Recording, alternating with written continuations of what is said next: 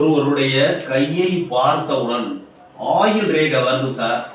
Oil ரேகையிலிருந்து ஒரு ரேகை கிளை கழிச்சு அப்படியே புதன்மேட்டுக்கு போகுது. மிகவும் அதிர்ஷ்டமான அமைப்பு. ஆயில் ரேகையிலிருந்து ஒரு கிளை அப்படியே கிளச்சி புதன்மேட்டுக்கு போச்சுன்னா சிறந்த அமைப்பு. வியாபாரம் மூலமாக குடிகட்டி பறப்பதற்கு அதிர்ஷ்டமான ரேகை. அதிர்ஷ்டம் இருந்தால் தான் ஆயில் ரேகையிலிருந்து ஒரு கிளை புதன்மேட்டுக்கு போகும். ஒன்று.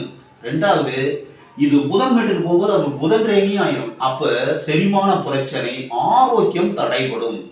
நல்ல வருமானம் வரும், வாழ்க்கையில சந்தோஷமாக நிறைய பணம் சம்பாதிப்பீங்க.